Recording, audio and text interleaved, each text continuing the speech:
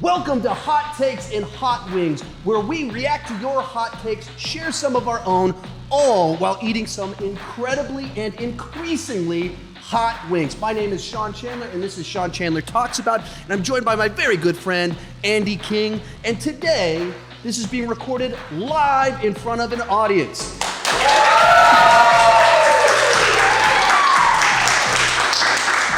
So, this month, Deadpool and Wolverine releases in theaters. This is the return of Deadpool, the return of Hugh Jackman as Wolverine. It is the Fox X-Men universe joining the MCU, and it's our only MCU film this year. Kind of a lot riding on this film. Are you excited for it? Yeah. I mean, even if it's bad, it's going to be better than a lot of the MCU that's come out lately. So, it'll be interesting. Yes. It'll be interesting and exciting. So it seemed like the perfect time for a new episode of Hot Takes and Hot Wings. Yeah, we practiced that in advance to make sure we could pull that one off. But so, with that in mind, I asked for your Marvel hot takes. You shared over 1,000 of them. So Andy and I sat down last night for like 2 hours reading through all the comments, trying to find the best ones, which there was some wild stuff in there. There were some hot takes. Let's go. So we've got 10 main topics. We got 10 more we're gonna do in speed rounds. We have 12 delicious hot wings in front of us. And I think it is time to get started. Let's go. Round number 1, Pisquea Spicy Sweet Passion Fruit, 16,000 Scovilles. Last year we started with like 1,000 Scovilles. I was like, that was too lame. This year we're gonna kick it off with 16, oh wait, ding. There we go. 16,000 Scovilles, and we tested this one out. This one actually is quite tasty. I enjoyed this one. Let's go for it. It's an overall take on the MCU. The MCU doesn't need saving, and that phrase is overblown, hyperbolic.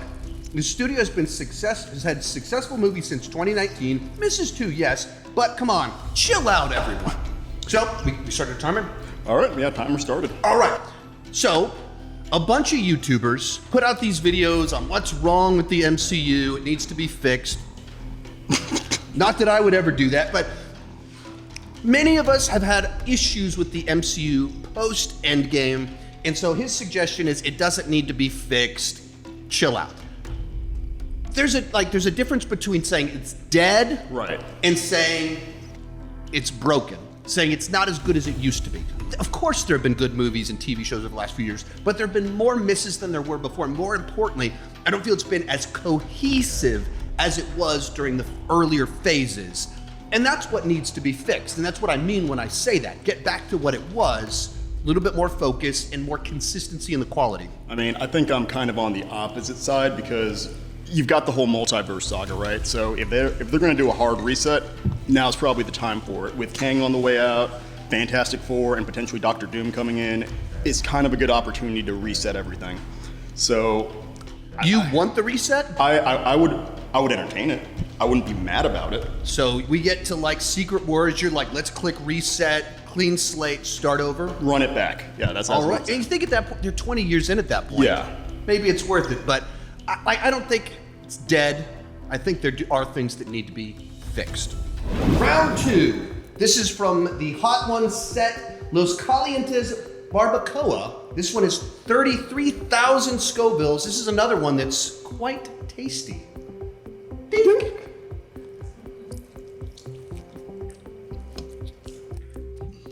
I don't know what I'm eating like a barbarian. I steeled myself when I saw X-Men Origins Wolverine because everyone says it's awful. But I really enjoyed it. The relationship between Wolverine and an excellent Sabretooth made a lot more sense than their rivalry in the animated series, also part of the X-Men prep. Maybe a love-hate relationship are generally more interesting than pure hate ones. You start on this one. All right, I mean, first of all, this is really topical with Deadpool coming up, but really? You like X-Men Origins Wolverine? The movie did so bad, they canceled the whole idea of an Origins, like kind of sub-franchise within the X-Men. So I don't know that that's, I understand how you could have liked the movie. I just think it wasn't a great attempt, right, by Fox to create a new origin story for Wolverine. Yeah, I mean, there's things in the movie that I can get why you say, like, if you connect with a theme, a relationship, you care about the characters, then you ignore the cartoon clause or whatever. Yes. You ignore this other stuff because you connected relationally, emotionally with something. But it's not a good movie. Right. It's a bad movie. Like, it's all over the place. That we'll get to the Deadpool stuff later. It's insane, some of the stuff in this movie. There's like 25 subplots, and you're like, what is the exact main plot here? And it just keeps introducing new things, so it's all over the place. Well, and it redoes a lot of origin stories for multiple characters that weren't even really connected to begin with. Like, you have Gambit, you have Cyclops, you have so many characters that didn't necessarily need to be in there at that time, and it steals away from it being a Wolverine movie. Right, when it feels like they're intentionally just dropping characters left and right into the film. And it's not really clear why they're doing that. Like, why is Gambit in the movie? Like, they just drop Gambit in the film. Like, okay, I guess Gambit's in this movie. Round number 3. This is a hot. Freebird's Death Sauce. Freebird's is a Texas burrito place for those of you that don't know. And their death sauce is my hot sauce of choice at home. Really? Yeah. Good call. No.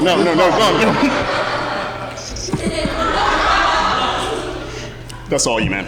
That's all you. There is not a single good Avengers movie. Really? No good Avengers movies. The first one is boring and influenced cinema in a negative direction. The second one is uneven because of the bad humor and doesn't match the dark tone. The third one is uninteresting and mostly just fight scenes, but the movie is okay. Fourth movie is the best, but still uninteresting. The last 2 movies are great spectacle and nothing more. What do you think about that? Are there no good Avengers movies? I don't want to say anyone's like got an objectively bad take because because everyone has opinions. I just think that saying there's like not a good movie, like it sounds like you're dissecting everything and saying you don't like. I think you just don't like the movies. That doesn't make it a bad movie. Right, like if you just don't like Marvel movies. Right. Okay, fair enough.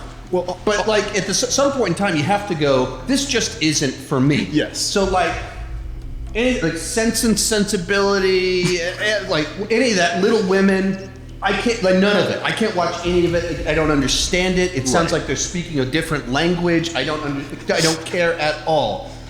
That doesn't mean Little Women sucks. Right. It means that's just not my thing at all. Well, and this sounds like you just don't like Marvel movies. That's the problem though. Is like he doesn't say there's no good Marvel movie. He says there's no good Avengers. He locked in on it, like specifically, it's not the Marvel. It was specifically Avengers, and he goes, so like, do you love Iron Man? But you're like, oh, Avengers, no. It's come together. But like you keep saying, uninteresting, and like Endgame, it's an exploration of how different people deal with grief and tragedy. And then it's a time travel story, and then these portals start opening. I start crying every time when the music plays on your left. Like, uninteresting. What are you talking about? Like, it's super interesting. Like, he even points out good. I don't get it. Yeah. Round number 4, speed round. This is Taco Bell Diablo sauce. So the local. Dink. All right, you start reading on this one. X-Men Apocalypse is a good movie, has some of the best Magneto moments, an amazing Quicksilver scene, and feels straight out of the 90s in a good way. Okay, X-Men Apocalypse is not a good movie, but it does have great things in it. That's what makes it so frustrating, because the parts are much better than the whole. The Magneto stuff is great. It's like a fantastic short film in the middle of a bad film. Right. And then like the Quicksilver sequence, showed it to my daughter Karis. She thinks it's the best scene ever in a movie. But then there's all these plot things. Hey, that little girl, someone's kid's talking to it. But like all this other stuff, it's a mess. Madam Web is actually great. It's intense. It's an interesting thriller. Maybe some clunky dialogue, but it's a blast. That's a bot account, or someone's like trying to gaslight everyone into thinking this is a good movie. That was a bad movie. Audio wasn't syncing up in the movie. There were like 15 different reshoots. It's not a good movie, and it's not a great character. But it says it's great. It's great. Yeah, I think sometimes people throw in their hot takes, and I think they're just trying to get in the video. They want to be different, is the thing. Marvel needs to be sold to Elon Musk or someone that will allow artists to tell stories and flourish and not be infected by activists. There's my take. Lol.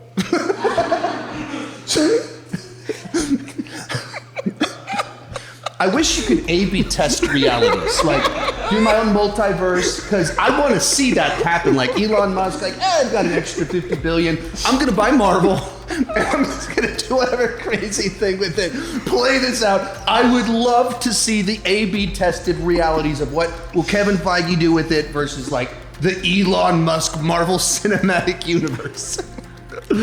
Steve Rogers should have passed the Captain America mantle on to Bucky. Agreed. That's what happens in the comic. After he dies, it goes to Bucky for a little bit, then way down the line it goes to Falcon. I think they could have developed the character a little bit better, developed that relationship more, and then eventually had it go to Falcon. Here's my problem with this. Okay. In the way the MCU played out, Bucky is a war criminal. Okay. He's a terrorist working for all these sleeper agent for all these other countries So as an assassin. Arc, right? Redemption arc, but Captain America is like the symbol of your army, your nation, and having your symbol be a war criminal terrorist.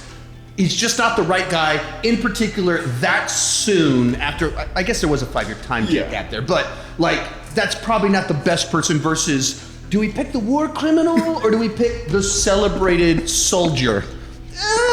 Probably the celebrated soldier makes more sense. Iron Man is overrated. It's fine and has its moments, but it feels too simple. The final battle is very anticlimactic. Go. So I think that this is one of these sentiments. If you weren't there in 2008, if your first Marvel movie in the theater was Avengers or something in Phase 3 where they got so big and they're all team-up movies, and then you go back and watch Iron Man, it feels small. It does feel simple. That's a fair observation.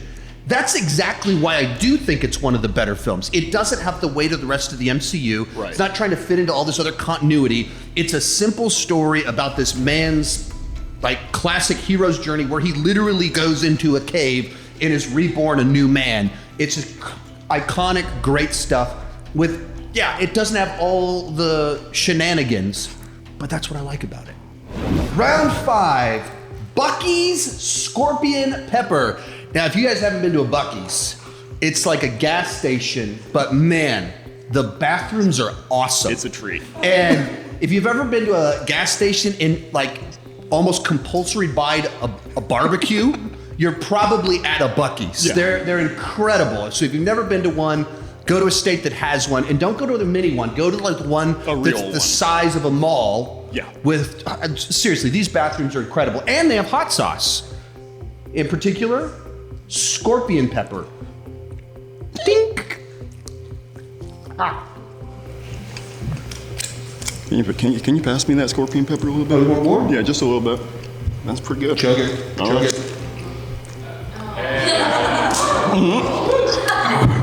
Showtime.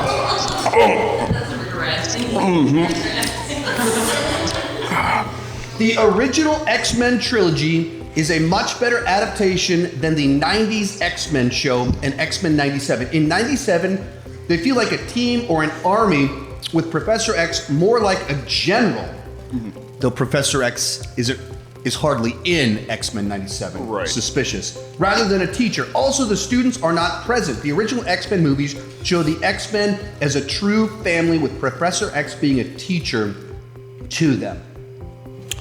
Huh, okay.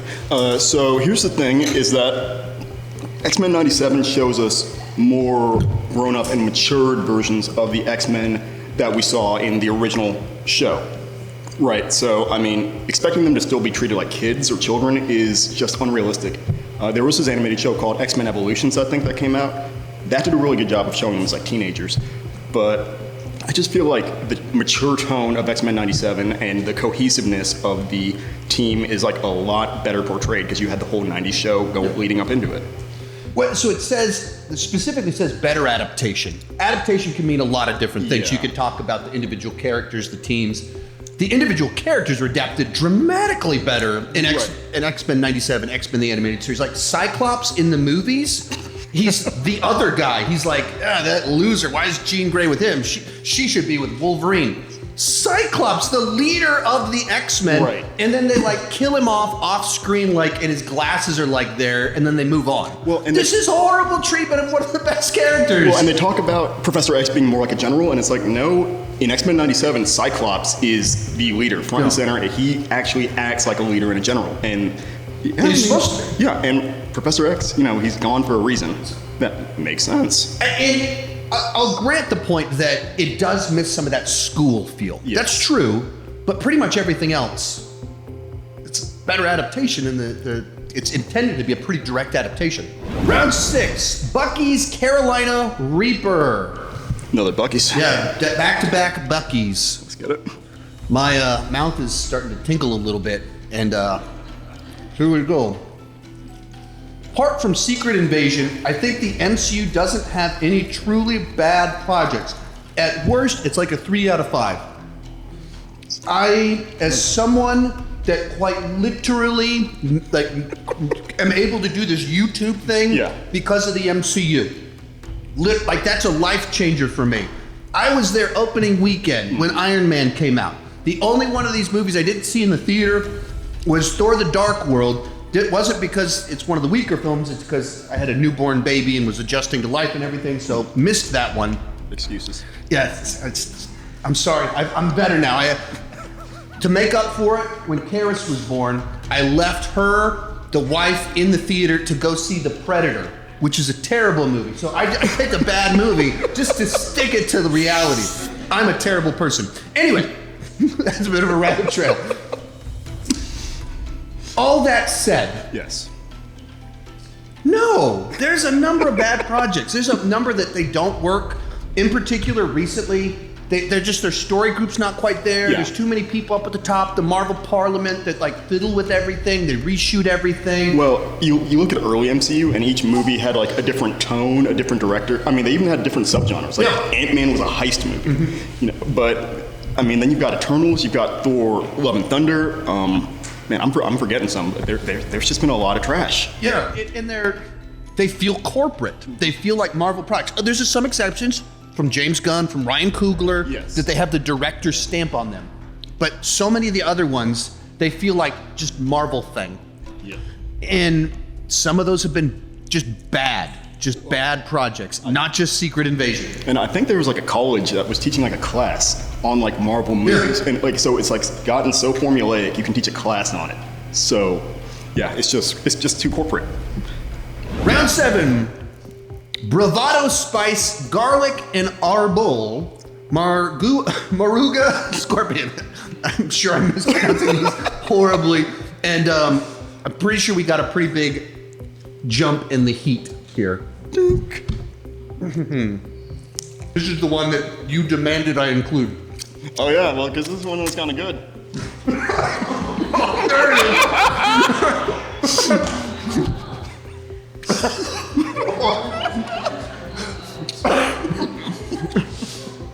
I was literally going to grab the bottle, like, hey, and I couldn't even grab it before I started coughing. The animation in Into the Spider-Verse is not good. The animation is too choppy at times. The backgrounds are blurry. This makes for a migraine-inducing watch, not an animated masterpiece. Okay, so I mean, the thing has won awards for the animation. It's had hundreds of animators work on it, like going through the storyboards. Each character from a different universe has their own unique animation style. It's choppy because it's meant to feel like a comic book. If you don't like the movie, just say you don't like the movie. Like, I love anime, but like, if I watch anime and I compare it to like Into the Spider-Verse, that's a bad comparison. Yeah. Like, it kind of goes back to like one of our first questions, where just because you don't like something doesn't mean it's bad, or just because the art direction doesn't appeal to you doesn't mean it's bad. That's a trash take. Even to flip what you just said, I don't like anime. Yeah. I don't know why. I'm not into Studio Ghibli. You came over, tried to show me Studio Ghibli, and I was like, I don't get it. It was Spirited Away. It was Spirited Away. The one, like, everyone's, oh, this is brilliant. Just people constantly ask me about it. You're the person that got me to actually get and watch Studio Ghibli. I don't get it. That doesn't mean it's bad. It's thematically dense and full of motifs. All that is true. I don't get it. But that's me. Doesn't mean it's bad. Right. In the case of Into the Spider-Verse, Across the Spider-Verse, you're talking about so many groundbreaking techniques, so much creativity, finding a way to incorporate all these different styles, different frame rates that reflect the universes they're coming from. If you're not into it, that's fair. I get it. It's wild. Yeah. But it doesn't make it bad. But it's incredible what they did. There's a reason everyone's like, wow, because it was like truly mind-blowing stuff that we've never seen before. Well, also when you say it's like choppy, it's like, have you like looked into why that is? Yeah. You know, or did you like not talk to the guy in the theater like, this is choppy? No. Right. No. It's not like they're sitting there like, I don't know, it takes a long time to animate 24 frames per second. Let's do 6. Yeah. It's not that. There's all intentional a stylistic choice. Yeah. So, most of the people, if you come up here, I won't wrap my arm around you because that would be wildly inappropriate. If you can just talk towards my face and look at the camera. What were you saying, sir? The Lego part from Across the Spider-Verse was actually made by a 14-year-old. That's wild. That's the world we live in, where a 14-year-old creating videos on the internet can make it into a Spider-Man movie. All right.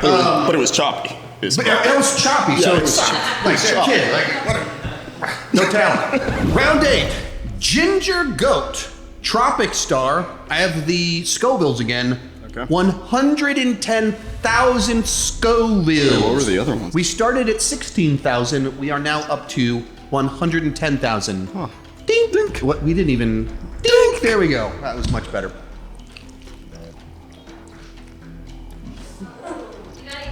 Yep. That's on me.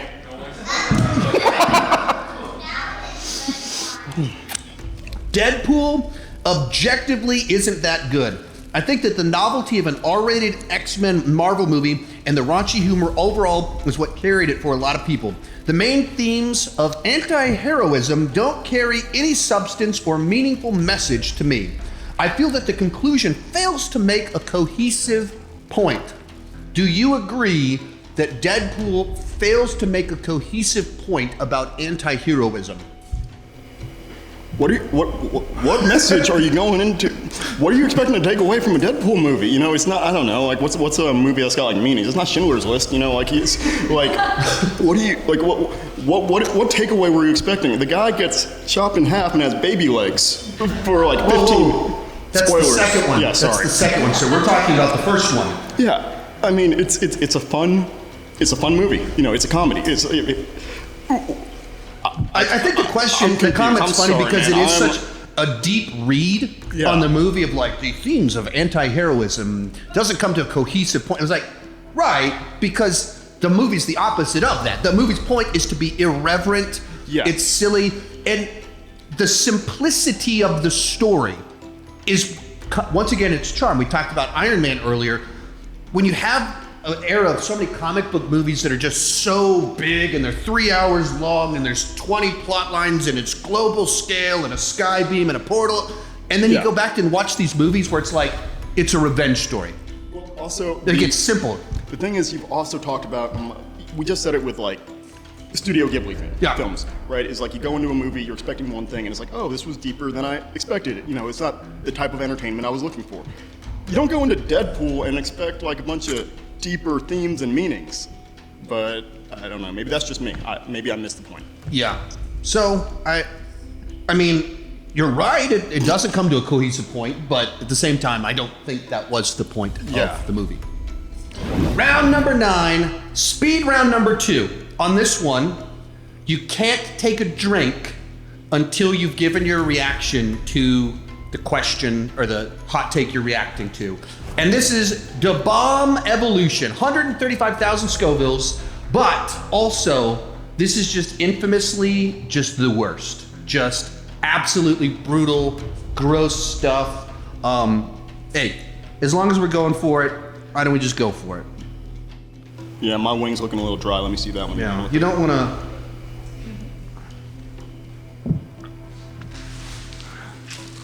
Getting all ready to go.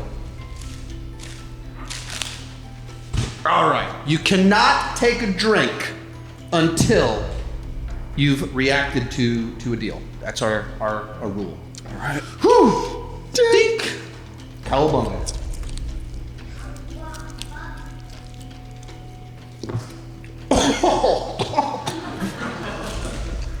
See, it's not even that bad in the beginning. Yeah.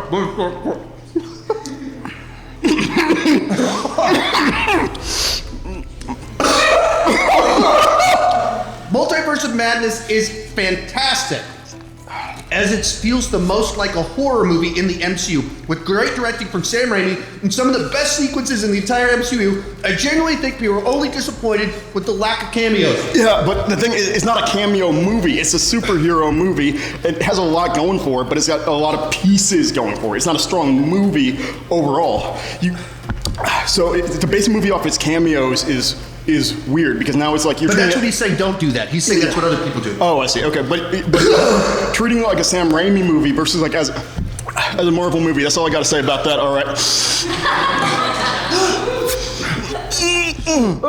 Okay.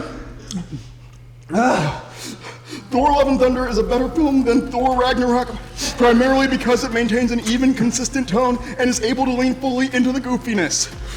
I mean, it's a more consistently bad tone. But consistently bad doesn't make you better.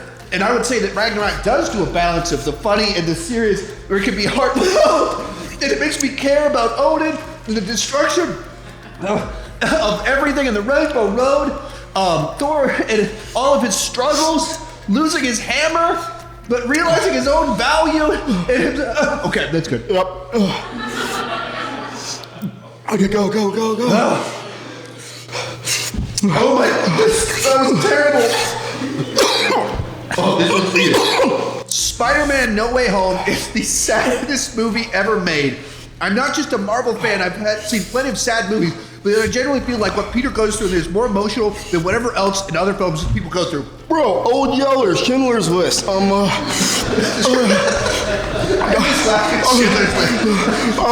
I can't think about. There are other sad movies out there, but like Spider-Man, it's sad.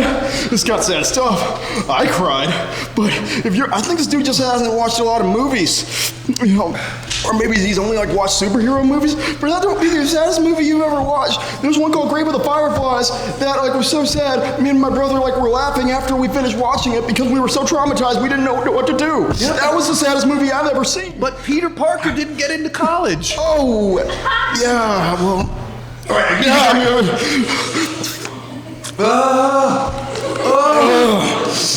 Okay, I gotta wipe my hands off. Okay, let's go. Okay. Oh, okay. Wow. Is this a good one? Sure. I mean, it's a bad take, but like it's a good. Black Panther bored me to tears. Huh. Yeah, the one that has like thematically rich, culturally relevant world building. Yeah. A villain who is absolutely villainous, but actually has some sort of sense in which he's morally right. Yeah. No, man, come on now. Bores you to tears. Yeah, no, it's not a boring. Okay, I got thoughts, but I'm handing it back. Just keep it going. When you say your thoughts, you were the one back there with the Black Panther. Black Panther. Yeah, thank you. Black Panther was such a good character. Black Panther in the comics got introduced as a Fantastic Four character. He was so good in Captain America that they last minute decided to make a solo movie about him. And it bored you to tears, dude? Come on. It's a great movie. Okay. Final one, and then we can drink away. X-Men Origins Wolverine. Oh, back at it. X-Men Origin Wolverine's version of Deadpool is superior. He's not vulgar or crass, and he builds suspense in an eerie and exciting way like Darth Maul did in Phantom Menace. Where? Darth Maul. Darth Maul, yeah. Okay, okay, I'm actually trying to cohesively think. That's, I mean, Darth Maul 1 was, like, marketed and, like only made sense, like, later in the show, like, after, like, once Clone Wars and stuff came out. But yeah, Deadpool. Awesome in Wolverine. Deadpool is traditionally a gag character. Like, he's supposed to be the punchline. He's supposed to be comedic. The merc with the mouth. You know, he's supposed to be an anti-hero, not a horror movie villain. Like, what the heck? I'm good. You good? You got anything else? Yeah. They sewed the merc with the mouth shut. Gave him, what is it, Baraka from Mortal Kombat arms. He's got like a shaved head. He can teleport. Whether you like, he's not crass. Okay, if you don't like crass characters, you just don't like Deadpool. That doesn't make this a better version because it's not Deadpool. Woo!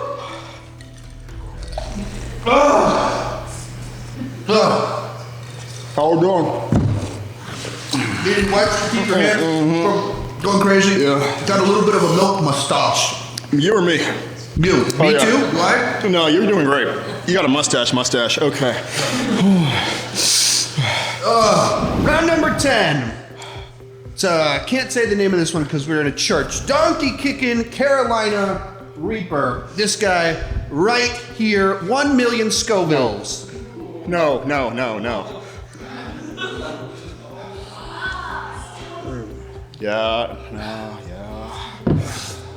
I gotta do it.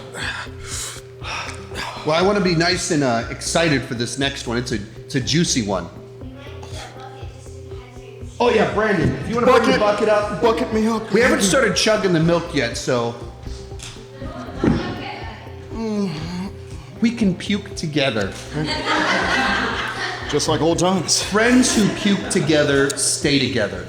It's a lifelong motto right there. That's not a good motto. Okay. Alrighty. Dink. What have I done? Okay.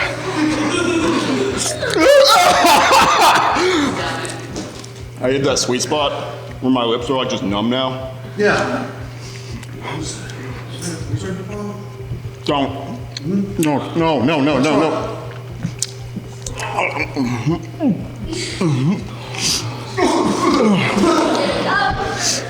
Everything in Marvel Post-Endgame is worse than the Star Wars sequel trilogy. Here's what I hate about this one. Okay. We've reached a point in time. We've reached a point in time when talking about quality of these franchises that mean so much to me. Grew up with Star Wars. First TV show I ever watched together as a family that my son was excited for, I was excited for, The Mandalorian. MCU changed my life.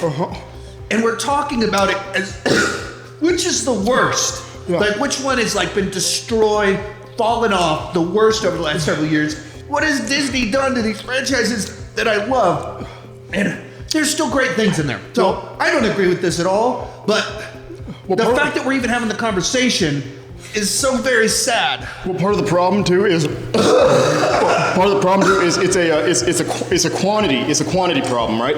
You're comparing like 10 plus movies in the MCU and like shows to like three Star Wars movies.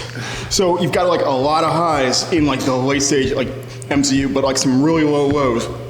And I mean, I just didn't like the latest trilogy at all for Star Wars. So I'm Force biased. Awakens, as a standalone thing, good. Like a nice legacy. Plays it safe, but played it safe when you needed to play it safe. And where they went from there, I don't like the way they did with the lore in Last Jedi.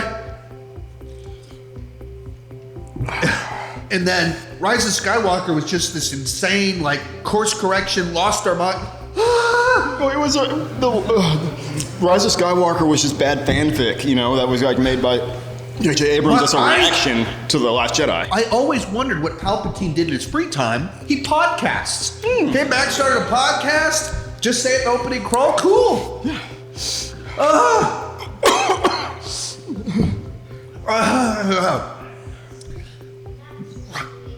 It's not the hot sauce. I'm just passionate about Star Wars and Marvel. Reload.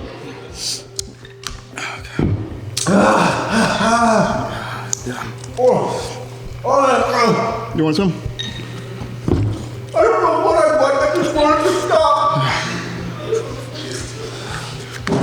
Wrench me. Okay. There's only 2 left. Remember when I poured the extra at the bottom on it? Yeah. I shouldn't have done that. Why'd you do that?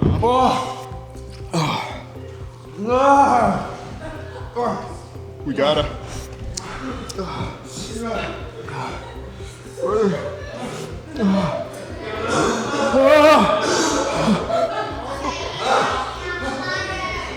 Okay, that didn't help.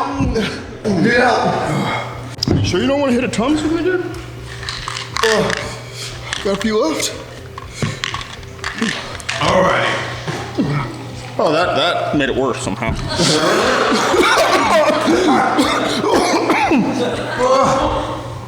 Round 11.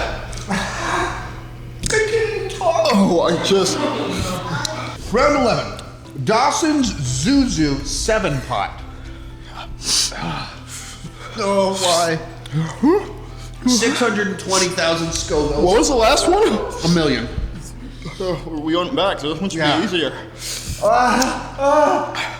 We got this.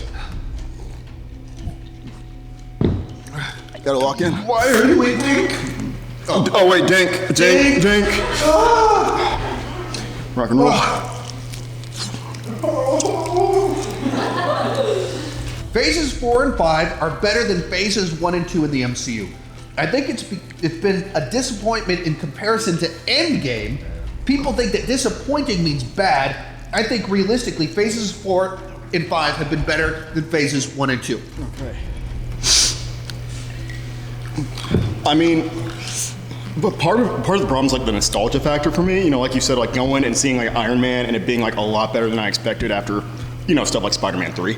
I mean, I like Phase 4 and 5, and it's had some really solid movies like Guardians 3.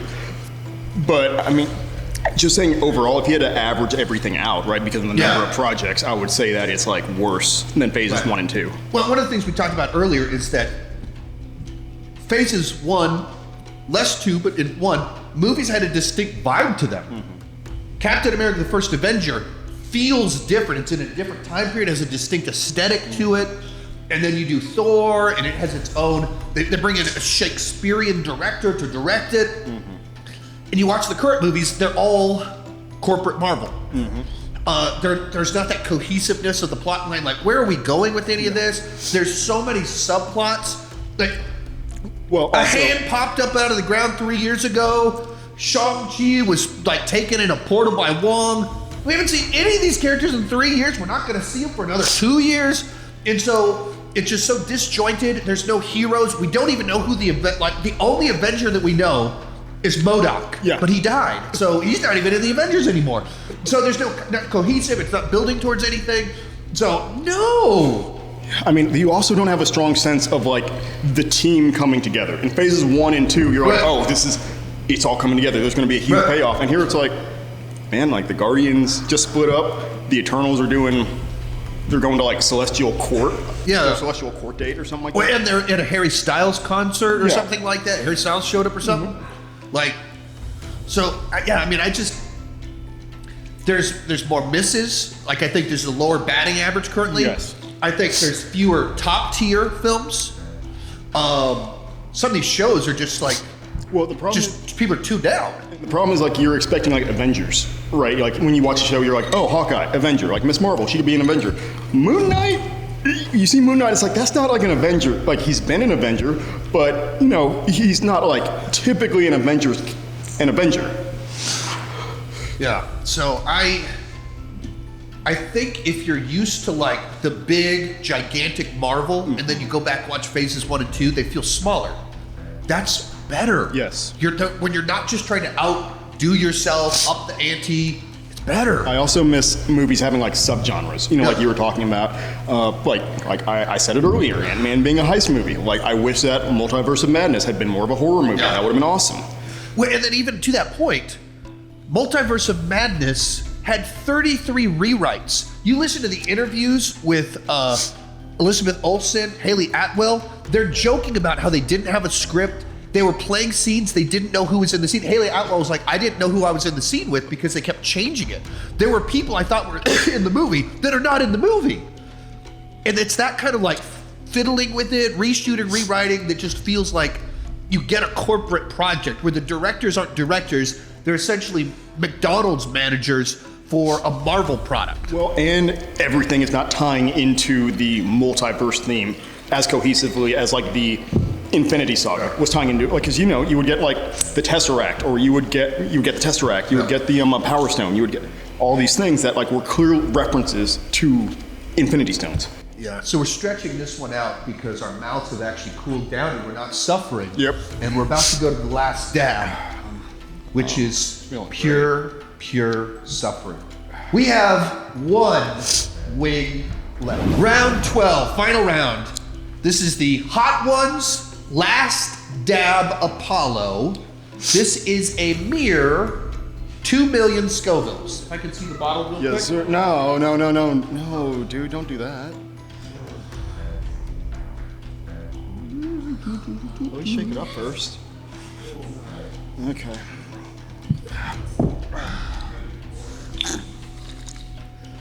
All right.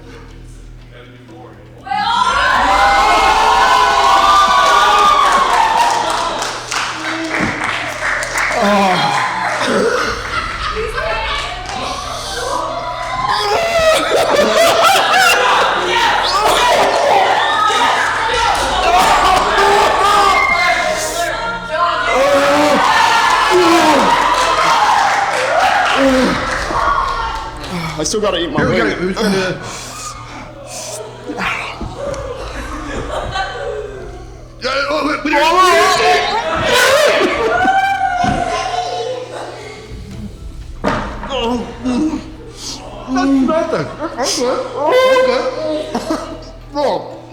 I don't even feel anything, dude.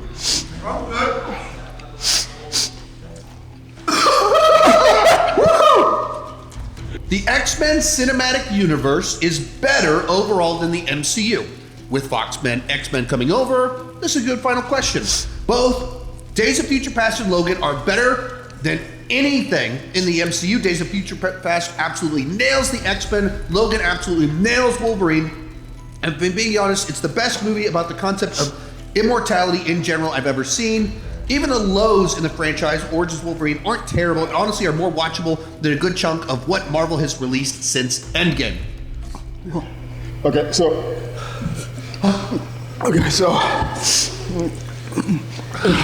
the thing is that like part of the appeal of the MCU is the movies point somewhere. Like they point to the Avengers, they point to Thanos, they point to used to point to Kang. I'm drooling a little bit, sorry. But like the X-Men movies don't point to any like big bads, right? Because you look at New Mutants, and they had an opportunity to introduce Mr. Sinister, who everyone saw in X-Men '97. That could have been a really big bad, but the movie didn't do well. They made Apocalypse a threat for all of one movie. Oh, dude, I might throw up. Please continue. I think the key word here is cinematic universe. What MCU has done so well is have all these different franchises, all these different characters, and be able to pull them together into a cohesive universe, building towards team-up movies. And there's a couple continuity issues here and there. I generally think it fits together. The X-Men continuity is insane. Best case scenario, it's just like the pieces absolutely don't fit.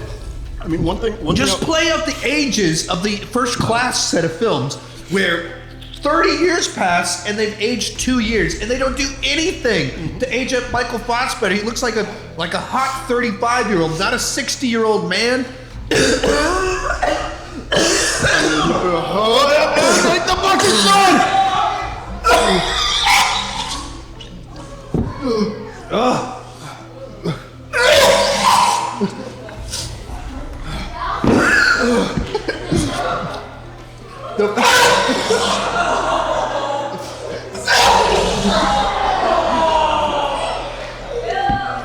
The bucket really amplified the effect there a little bit. That was still cold. The lemonade was still cold. But you watch X-Men Origins Wolverine. Yeah. That's supposed to be Wolverine's origin. It doesn't fit the continuity of Sabretooth, which it doesn't make any sense. Mystique is supposed to be Chucky's best friend from childhood. There's not an ounce of that in the original trilogy, so it doesn't fit cohesively.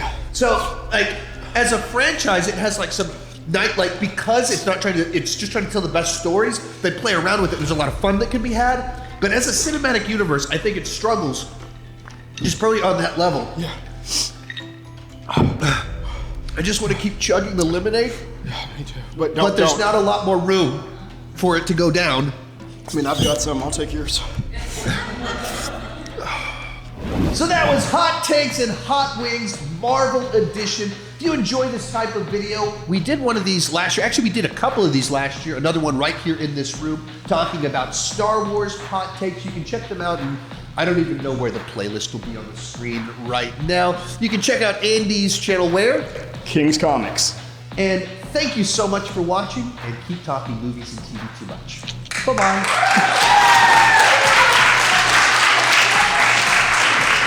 Woo!